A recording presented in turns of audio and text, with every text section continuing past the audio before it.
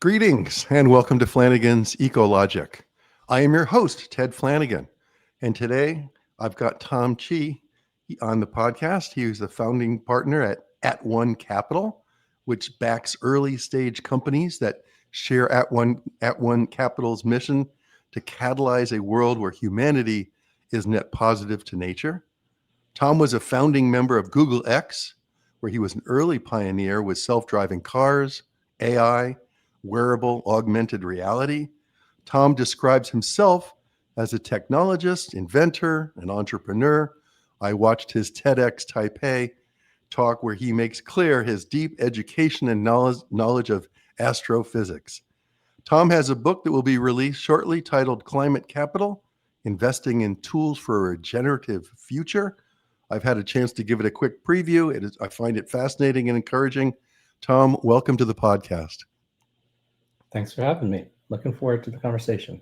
Very good. And where are you sitting today? Are you in the Bay Area? I live in San Francisco and Hawaii, and today I'm in Hawaii.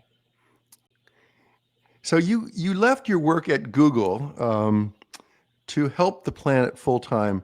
Tell us about how that came about. I was intrigued by what I call the coral reef story. Yeah, I mean, as I just mentioned, I live both in San Francisco and in Hawaii, and for a large chunk of the time I lived in Hawaii, we lived next to what was an astoundingly beautiful coral reef. It, to this day, still the most beautiful thing I've seen with my own eyes personally. But then while I was working at Google, basically something terrible happened to the reef. I watched the reef go from every color of the rainbow and life coming out of every pocket and pore to gray and brown and no life in less than 8 weeks. And what I had witnessed up close was a mass bleaching and reef collapse event.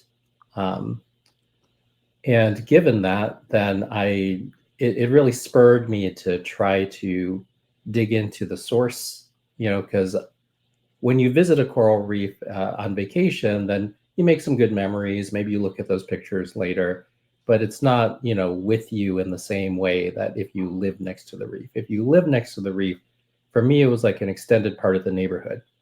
And watching the reef die was like watching my closest friends and neighbors die and move away. So I don't have better language for it than it left a hole in my heart where I needed to go and work out what had happened at least and try to prevent that from happening to, our community in the future. But when I dug into it and spoke with a couple dozen coral scientists about it, they told me that the thing that had happened to our community was about to happen to the entire world, that we were about to lose almost all coral reefs on planet Earth within a couple decades. And once we lose those reefs, it'd be maybe 10 to 20 million years for corals to re-evolve. So I realized that humanity was making a set of fully irreversible decisions right now. Like with climate, temperature can get warmer. Obviously, a lot of systems can break down in that process, and we want to avoid that. But, we've also seen in the Earth's history that the temperature can come back down. So it's not that all of life on planet Earth is wiped out because it got warmer or got cooler. We've been through ice ages and interglacial cycles and all that sort of thing. But there are some irreversible things that happen when it happens too fast, right? Yeah. Coral reefs have survived glacial to interglacial cycles because it happens slowly enough. And if it happens slowly enough, the telegraph spawning that they do allows them to settle 100 meters, further north. So they can move latitudes when it's getting warmer. And when it gets colder, they can move latitudes closer to the equator. And that's the way that corals have survived for this extremely long period of time. But the pace at which we're kind of changing the, atmospheric temperature right now and ocean temperature, and more than 90% of the energy of warming to the planet has been absorbed by the oceans already. So it really does affect that ecosystem a lot. Just the pace at which that is changing is much faster than the glacial to interglacial cycles. Corals can't adapt quickly enough. And we're effectively making a decision that will probably span, beyond the end of, humanity's existence, unless you are an optimistic person that's certain that we're going to last for more than 20 million years. But I don't think we're ready to call that one yet. Yeah. I think you make the point in your book that climate change, a lot of people think climate change is gradual. and based on this average temperature rises, and you said no, you got these it's highly volatile. There's spikes, there's unusual plateaus, unexpected disruptions. You called it the shocks of a system losing its equilibrium. Yeah, So, and I think this is a place where we kind of messed up in that in the communication around climate change, a lot of the communication has centered around average temperature scenarios by the year 2100. And I know a lot of the reason why we decided to center in on this and communicate this. Like, obviously, mhm, there was a lot of pushback from climate deniers, and that was something that was on the minds of folks that were putting these reports together. And if you're trying to show strong scientific consensus, it's easy to get to consensus on averages, right? But it's hard to get to consensus on outliers because mm, depending on your methodology, maybe your methodology excludes yeah, outliers beyond a certain number of standard deviations, somebody else's doesn't. The tricky thing is that when you exclude the outliers, you're actually kind of papering over the very worst parts of climate destabilization, mm, right? Because it's not that, you know, a 1 degree C increase everywhere in the world every single day is going to kill everything on planet Earth. Actually, a lot of ecosystems could deal with that sort of stress, right? yeah, But like a 1 degree increase doesn't appear as 1 degree, you know, flat, yeah, across the year every single day. What it actually might appear as in a particular spot on Earth is 6 degrees hotter in the summer, 4 degrees colder in the winter. That's yeah, how 1 degree is practically achieved. And it's actually the extremes, like of the volatility of climate destabilization, which is where we're going to experience most of the setbacks. mm, So I think like in the process of showing strong movement on scientific consensus, we accidentally buried the lead on the thing that was actually going to be the most direct experience of climate destabilization, which were the outliers. yeah, Like when you have a unusual situation like a heat dome over the Pacific Northwest where it gets to 122 Fahrenheit in Lytton, British Columbia, Canada, got to 122 Fahrenheit. That's like a Death Valley temperature. yeah, And that entire town burns down in one day. That is obviously an outlier type situation. mm, But what we're mm, going to be experiencing in this century is a lot of these outliers are going to be taking place at all these different spots on Earth. And the periodicity of them, like the distance between those events, are going to come in quite a bit, which is yeah. why we are oftentimes referencing, oh, this is our third 1,000-year storm in the last decade. And it's like we might need to redefine the probabilities on the That's right. 1,000-year storm. Yeah. So what did you do? You had I don't know if it's an epiphany, but this just hit you in the face. Your coral reef that was just a few minute walk from your house there in Hawaii. What did you do? What was the next step for you to take this on, to change your career, align your career with being part of the solution? Well, my first thought was to do it like an executive would do it, because even though I had been both a scientist and an engineer and a designer that had just worked on and built things and studied things, you know, up close with my own hands, my own efforts, then at some point in my career, I, you know, rose up the ranks and became an executive running multi-billion-dollar organizations and hundreds of people, you know, coordinating hundreds of people to go ship product, all that sort of thing. So I thought I would just kind of do it the way an executive does, which is shoot, there's this big problem in the world. So let me find the team, organize them, you know, make sure that they're well capitalized, and if they need Hmm. some help on strategy and direction, I'll help out. And one of the most important executive skills is to be able to tell whether this team and this time with this approach would be able to make it or not, right? So when I actually tried to do you know, that from the executive standpoint, then I basically found out that we don't have the right team and not enough time and not the right approach.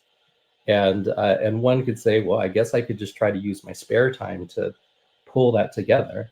But the Mm, lift was large enough that it really felt like something that was going to take a lot more attention than just what I might be able to squeeze into a nights or weekends type situation. yeah. And given that, then I came to the conclusion that even though I honestly thought my work at GoogleX was basically the best job that I had ever been hired for, because I was just getting to build amazing things with amazing people that I got to hire, and kind of build up the team from scratch, because they hired the leadership team and the leadership team hired everybody else. So I was part of that initial group that in the leadership team, like the head of product experience. And I got to hire a bunch of folks, like help to staff a good proportion of the first 300 people in the organization. So many things that I loved about that work, in terms of the people and the projects and the potential level of innovation that we'd be putting into the world. And on the flip side of it, I knew that no amount of those things was going to address the particular problems that were stressing climate, the coral reefs and beyond. And it kind of put me in this interesting spot where, it's like a branch in the path kind of moment where you got to go decide, like, well, Yep. what do you actually believe?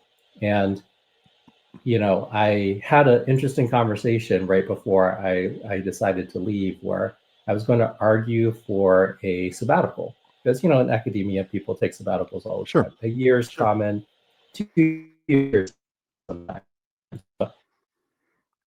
I was take a 12 to 18 month sabbatical.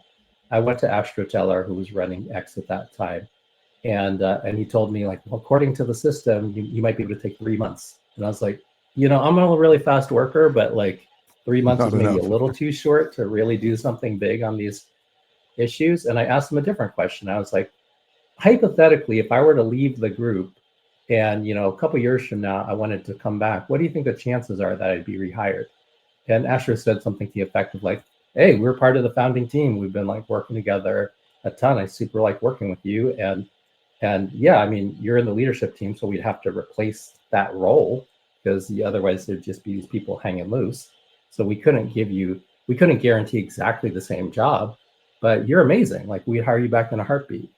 And, seconds after he said that, I was like, that's fantastic. I quit. And that basically was the way I created the time for my sabbatical. I walked away from millions of dollars of unvested stock, where I could have just kept working an amazing job and paid a lot more than I currently do. But I think there was also a really important part of that branch where I knew that I was going after the thing that that was truly deeply important to me in the world, and that there was actually very few people of my skill set in terms of organizing teams that could deliver actual functioning things that could scale globally to address a problem. Mm-hmm. So was the sabbatical period was before you formed At One Capital?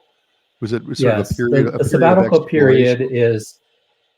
was me going around the world to the front Yeah. lines of where the ecological damage was happening. So I went to places where glaciers were calving at 100x the rate that they had been even 20 years prior.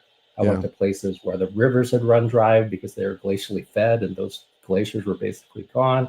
I went Yeah. to the Southeast Asian rainforest, where they were clear cutting it to put up palm oil plantations. I went to the Amazon, where they don't even bother taking the timber. They just slash and burn it to do soybean and cattle. And I Yeah. went to all these kind of like frontline territories for modern ecological damage. And I also went to a lot of communities where people live on $1 or $2 a day, because I actually think that these are intertwined issues that we Yeah. need to consider deeply together, and potentially might need to solve both of them together in the same century, in order to have either one of them stick. And, I'm formally trained in physics and electrical engineering. So I was trying to do what a good physicist does, which is collect, thousands of data points from all these visits, and then boil it down to like a unified theory of impact. And then, if I could find the one root cause, I'd just start a company that goes after the one root cause. Right. If it's two root causes, that's no problem. I'll spend 15 years on one company, and then I'll move to root cause number 2 for 15 years. And that was my initial thought process on a career format, solution form that could actually succeed at going after the stuff that would make the biggest difference. But my physics instinct was foiled, in that I went out to the world and collected 1,000 data points, up close in the actual settings where the damage was happening or the struggle was happening. Yeah. And it didn't resolve to one or two things. It resolved to like 60 things. And it's not because there wasn't additional internal structure.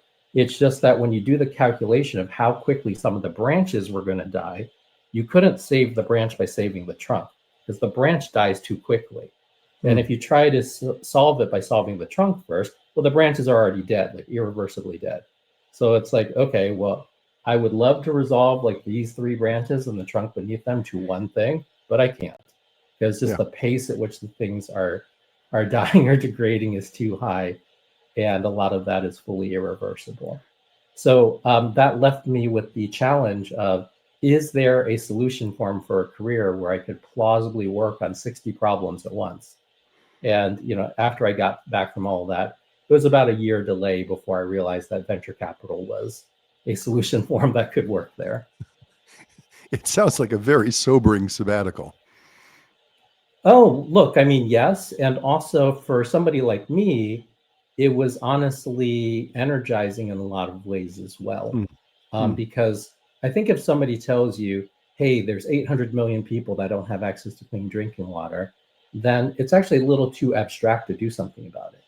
Yeah. But if you find out that in Mali, then it's very arid and a lot of the well projects fail because of a specific mechanical breakage, then that, with somebody with my design and engineering background, that starts the wheels turning in my head, where I'm like, oh, we might be able to solve that. Or like in Guatemala, where there's honestly an extensive rainy season. So it's not that, aridity makes it so that there's not enough water around. It's actually just some of the water is not safe to drink because of waterborne disease, right? But if you see that up close, then you can also, again, the wheels start turning. Yeah, but if you leave it as a monolithic stat where, hey, 800 million people don't have access to clean drinking water, you literally can't make any inroads. You just So paralyzed. I do teach a thing in my one of my classes where I teach that specificity is the friend of innovation, right? Whenever anybody actually succeeds at making something innovative, they specifically have solved deep problems. As much as people talk about innovation in these grand visionary terms, then the innovative thing doesn't work unless it solves specific problems. And the more specific that you can get about the situation and which aspects of what you've been trying are working or not, then the faster you actually succeed at innovating. So effectively for me, like going out and doing that sabbatical was giving me a lot of the raw material. Like, why do people in communities that live on $2 a day, take particular decisions? Why is it so hard for some of these things to come up? Why do the folks that are degrading the ecosystem that might be hurting their own community within a year, why do they proceed in degrading it? And if you aren't up close to it, you can only think about those things abstractly. Yeah. So you founded At One Capital, recognizing that you had the technological savvy to really influence investors, right? To steer investors towards some of those 60 plus problems that you identified? Yeah, so specifically, what I knew that I could do for my career was take new technical innovations, stabilize them, make them repeatable, get them to high yield, get them through a manufacturing cycle if that's important to spread, the innovation. Software, you can obviously just host it, but hardware, you need to manufacture it. And I knew that for my career that I could do that motion, and I also knew that I could get those sorts of technologies into a global business setting that might be profitable, right? I've done that a number of times. And I think that there's a lot of ways to make money in your career doing that for commercial interest. But I think that there have been very few people asking the question of, could we use disruptive deep tech not just to randomly make money at industries that we disrupt, but what if we purposely disrupted the industries that are currently doing the most damage to nature and specifically disrupt them toward better unit economics and way better environmental economics simultaneously. So we don't need to twist anybody's arm around adopting the thing because it is just cheaper. They retain more margin, they make more money, they have higher throughput because that new technology enables it. But in the process of adopting something that just has kind of a, faster, cheaper, better element to it, then we also kind of slip greener in there as well. And most of the people are not even, they don't ask questions and say like, well, I don't want to do it because it's the technology is too green.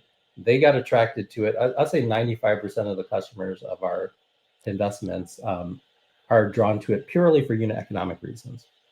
And then they find out on the back end that it's also way cleaner, and they're like, "Oh, that's nice. I guess my employees don't need to wear these, these particulate masks anymore. That's nice." And it's like, okay, Well, Yeah. interesting that didn't occur to you earlier, but I don't mind it. We purposely designed it to go interface with the way that industry wants to pick things up and move them quickly, because Yeah. that's ultimately what we need, right? Like if you just say that as a prerequisite, we need industry to get excited about the stuff, move quickly, and change how they're doing things quickly, then Yeah. you can almost use that as a design constraint. And then you can then ask yourself, what are the things I need to put into my design that's going to make that happen? And Yeah. specifically for these industries, it is mostly about superior unit economics and ease of integration.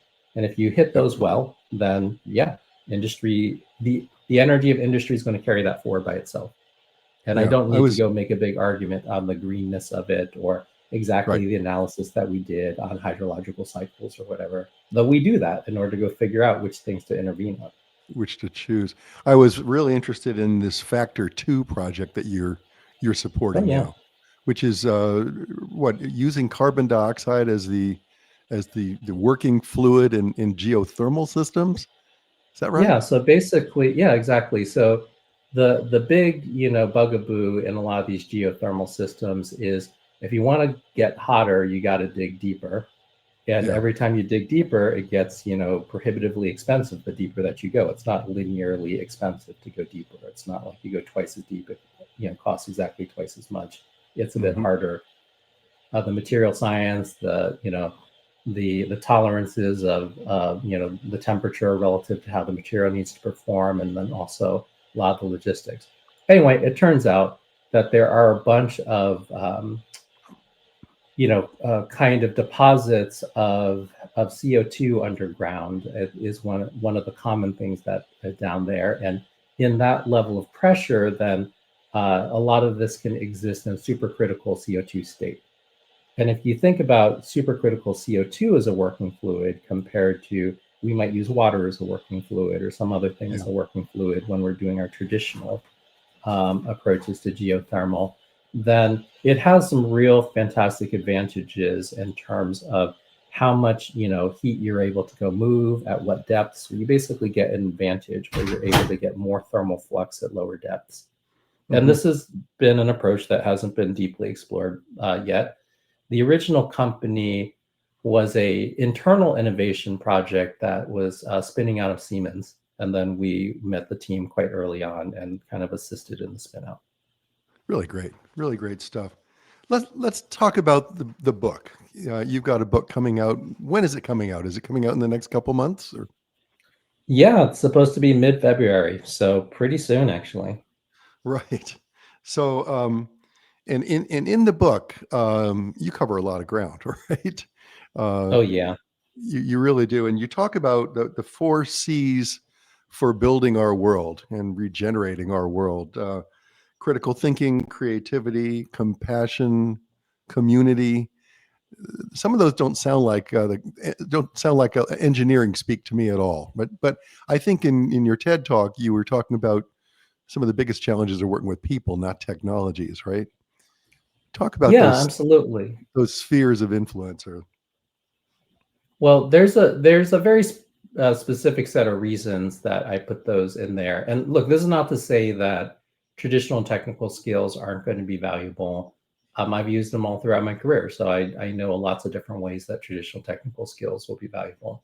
That said, yeah, I don't presume everybody that's going to read the book is an electrical engineer, mechanical engineer, civil engineer, like yeah, anybody where that's the main language where it would make sense to speak to them in the book. And the book does cover a lot of ground because it's got three parts. The first part, I lay out the three big challenges of the 21st century. The first one is climate destabilization. Second one is economic destabilization because of the rise of robotics and AI. And the third one is geopolitical instability.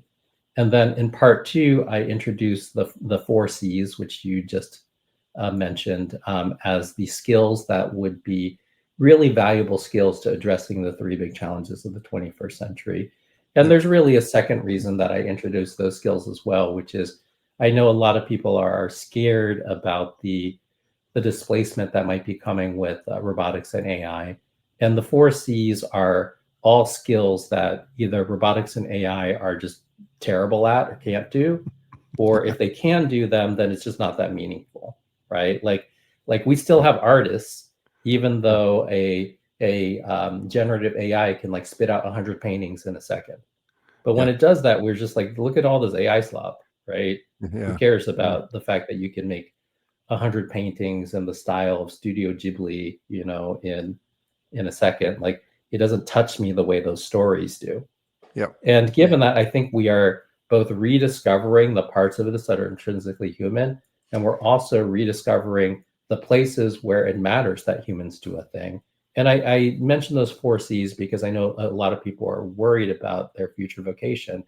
And it's my kind of silent thesis, which I don't spend a lot of time, focusing on in the book, but the book represents a belief in this thesis that most of the jobs in the future are going to, for humans, are going to require at least one of the four C's.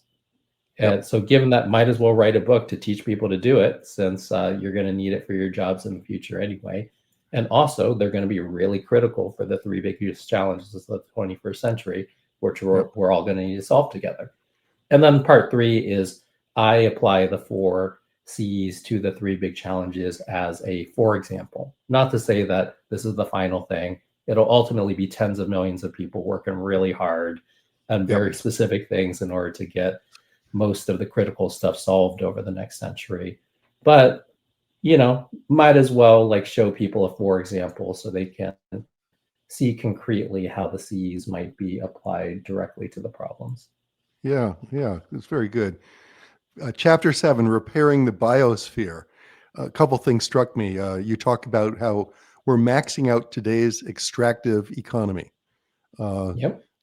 right? And another thing that struck me certainly was uh, what is wealth all about? And you talk about money being the proxy for wealth, but we're really going to be Yep. redefining wealth, right?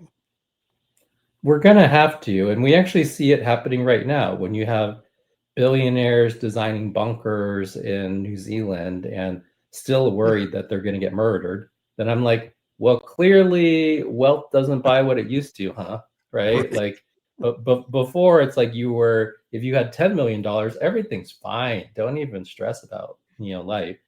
And now Right. you can have $100 billion and be afraid that the whole world's going to collapse. Now, of course, some of these billionaires had a hand in intensifying the situation so that the world is on the brink of collapse. And I don't know that there has been any deep introspection from some of these folks on that. They're still worried about their material safety in their bunker and that sort of thing. But that to me basically shows a breakdown of that old definition of wealth. The Yeah. people that are the biggest winners of that old definition don't feel great. And it's Yeah. like, okay, well, that's not a winner anymore if you're Yeah. not feeling great. Like we Yeah. obviously missed something really important. And the individual maximization of wealth, which kind of the current design of capitalism really focuses on, then I think that it's kind of a dead end, right? Like I think it Yeah. needs to at least be a multivariate consideration where society is able to come along with, some individuals maximizing things. Because if you don't, the delta getting that great makes it completely unsafe, Yeah. right? So like, yeah, Yeah. like as much as the billionaire said, well, we're getting ahead because we're screwing the little guy. It's like, no, you're screwing yourself too, because you are absolutely not going to feel safe, Yeah. like because you've made the delta too large. Yeah. Yeah. I mentioned repairing the biosphere, but you boil it down deeper, talking about repairing your backyard bioregion, right? So I Yep. guess this kind of gets down to what you were talking about uh, being specific, right? You can't tackle Hmm. the entire biosphere, all the challenges in the biosphere. Are you suggesting to your readers they should really look at their own community and figure out what difference they can make in their own, what kind of restorative actions they can take in their own communities? Yeah, absolutely. There's a lot of inspiring stories on this front. I live in Hawaii where we have this native bird called the nene, and we were down to the last 30 in the world. Hmm. And at this point, we're up to over 5,000. And that's because a very small group of people said, yo, we don't want this to go extinct. We're going to put in a little bit of effort. We're going to make a captive breeding program. None of this was hitting huge headlines. None of this has got huge budgets. And Yeah. yet they were able to kind of turn that around. And I live in an area where I've seen a flock of 25 nenes fly over my head, and it's like that would have been the entire world population a couple decades ago. The Yeah. fact that some people cared and they changed that. And even more local, there was a biologist in San Francisco who realized that there was a native species of butterfly that was about to go extinct. And all he did was he went and worked with the local botanical garden and said, hey, you have this spot in the garden that would actually be ideal habitat for these butterflies. Could we work together and just, you have the right plants there already. Could we cordon this off and like make a little bit of recovery zone for them? And just that recovery zone by itself, which is like, no more than like 30 meters by 30 meters. It's pretty close to my house in San Francisco, actually. I walk by it all the time. Like that small an area has already rebounded the population in San Francisco. One person working on one species in a 30 by 30 meter space basically rebounded an entire species. So I think that, if you get specific enough and you really start to understand what's happening around you enough, then you will get past the national headlines around like, all the insects are dying. Well, that is true. But like what's more important are which insects in your area that are providing really interesting ecological functions are dying. And what exactly do they need? Oh, they just need a little bit more of this flower planted. Oh, they need, this type of area near the water, and then they're totally fine. And it honestly doesn't take that much because a lot of these are little critters that actually don't even need that much habitat. Not to say that we shouldn't try to give them copious habitat if we can, but I'm just saying that a lot of this doesn't get worked on because the national conversation is so blunt. And we basically have absorbed everybody because of the media environment. The media environment wants everything to be a national or international conversation because that's the largest readership. So if a thing is like acute and it's, a full national issue, or it's acute and it's a full international issue, you're gonna have a lot of readers. If you say, hey, there's this, native species of butterfly and its entire habitat is like 3 square miles in San Francisco, you're not going to have many readers. Yeah. But that said, like that is also the spot where we have our power to literally change the course of history for our direct communities and everything around us. And if there was like 1 out of 10,000 people in every community that took on that level of responsibility, think about how many species would be supported. Think about how many watersheds might be able to be healed. Think about like the there's soil sheds, seed shed. There's a lot of cyclic function that if somebody local actually took a little bit of time out to just see how things are going, then small interventions could change their local area and then ultimately their entire bioregion. And I think you get into that zone and now you're talking about changing the world.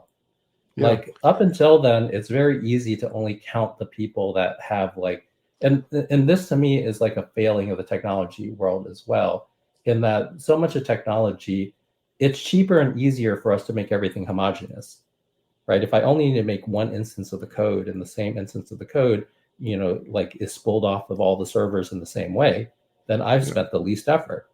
And I think because of that, we've gotten used to such a homogenized world that like we have forgotten how much deeper and more powerful it is to go do the thing that is right for place.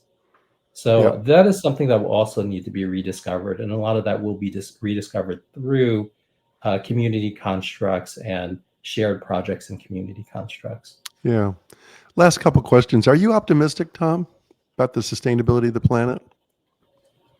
So a lot of people call me optimistic, but I actually don't think that I am. I think it's just that I directly work on technologies that could change the course of things, right? Like I was working with a team where, just 4 operators can command a small fleet of drones to restore 83 hectares of mangroves, planting 120,000 mangroves in a single day, right?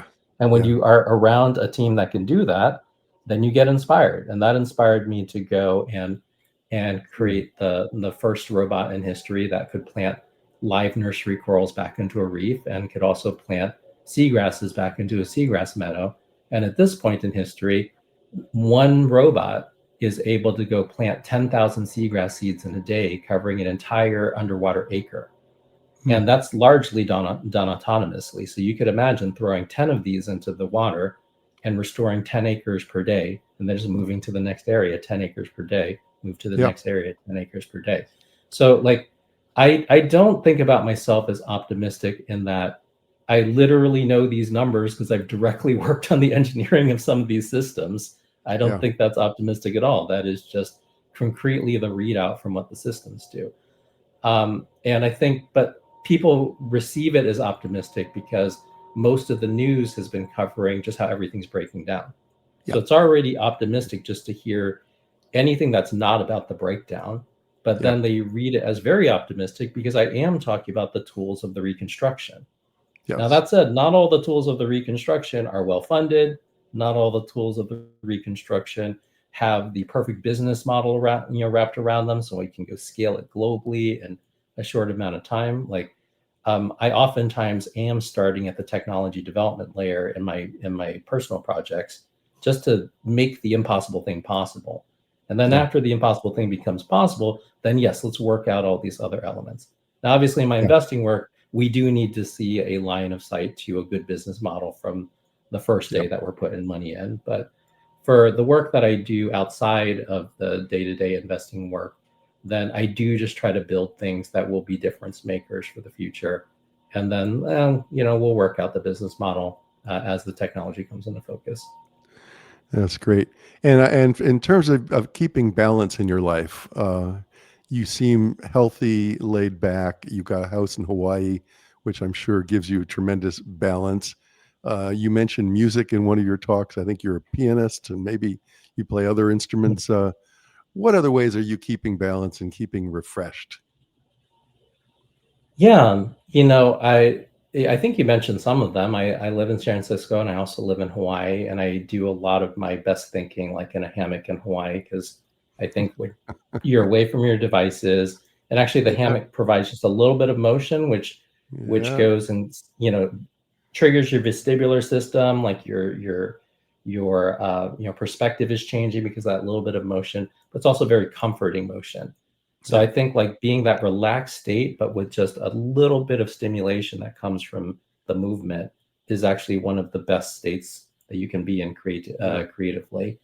And yes, I do think about environmental, questions relative to, restoration, personal creative efficacy, all that sort of thing. And I think if you treat that as a discipline, you can work out a lot of stuff. But I think the more important thing that I'd love to impart to the audience is that there is intrinsic sanity in the build. And what we've mostly been living in this society right now is a very debate and argument driven society. Because look, it's honestly way easier to say something outrageous and make a news story about it than it Yeah. is to actually build something Yeah. outrageous like a self-driving car, right? Like one thing took us 15 years and the other thing I can like tweet out something in 15 seconds. And if you Yeah. were in the press and you needed to go cover stuff, it's easy to go cover the tweets. There's new stuff every day. How often does a team invent a self-driving car? Well, exactly one team so far in history, the Waymo team. Yay, Hmm. right? So that means you don't get to cover that every day. And Yeah. because of that, we have this incorrect bias toward mostly talkers. You basically hear talkers talking to other talkers, debating about with other debaters, and it's kind of almost built off of this implicit belief that if we talked enough, then just like saying the right words means we've solved it. But I'm going to say a really honestly simple thing, which seems obvious in retrospect, but it's that no, that's not true. The future is actually going to be built by builders. It's not going to be built by talkers. And after once the talkers are all done, somebody's still got to build the thing. And Yeah. if you want to have like a sane life in a crazy time, be a builder, right? Because Yeah. building has intrinsic integrity to it, right? You go and build every day and it's moved closer to the goal, or you haven't made that much progress today, but there's intrinsic integrity in it. Yeah. If you are a good arguer, you might win an argument even if you're wrong, or you might win an Right. argument where both of you guys are speculating and honestly you're both wrong. And how could you even know because you're speculating about a thing that hasn't happened yet. Like I oftentimes give folks that struggle with innovation the Zen cone, which is tell me the truth of the invention that hasn't been invented yet. And of course, they struggle with that because it is meant to be an absurdity. But then I point out that they are constantly having this vociferous debates in their business talking about inventions that haven't been invented yet. So if in Zen cone form, you understand that it's a fruitless exercise, then why are you spending so much time at work doing that, right? The way that you actually resolve these things is through the integrity of the build. You prototype things in small form, you check whether the core effect that you're hoping is going to be there is actually there. If you get that, then you can draw that through line and you start to build some mass around that through line. And then that through line gets strong enough where you say, well, now this is a pillar of one of the things I want to launch. But it actually comes through the integrity of the build. And I would like to kind of impart on people that, like, if you want to be less anxious about the future, you just got to get into the process of creating the future that you want. If you're just waiting around for talkers to say the right thing about the future you hope for, and then you hope some other talkers are going to make it, I just have sad news for you that none of them are going to make it, right? The people that will make it are the builders, and you will have a way more sane time hanging around the builders because they know they need to solve it. They're working on it every day. There literally is progress every day, but just not at the pace that is newsworthy. And given that, then you feel something that is accretive and additive over time, as opposed to this media environment is meant to feel randomizing and degrading. And I think just the delta of going from randomized and degrading to every day there's something additive in the build for this new energy system, this new transmission system, this new way of doing agriculture, this new way of working with materials, this way of reducing the thermal processing in this type of manufacturing, then there's something that is extremely grounding about that I think is the salve for the things that people are struggling with. Tom, thank you for being a builder. Thank you for your time on this podcast, and fantastic to meet you. I look forward to reading your book more thoroughly and encourage our listening audience to get a copy of the book. Thanks again for being on the podcast. Awesome. Thanks, Ted. That's it. Thanks for listening to Flanigan's EcoLogic. We'll see you next time.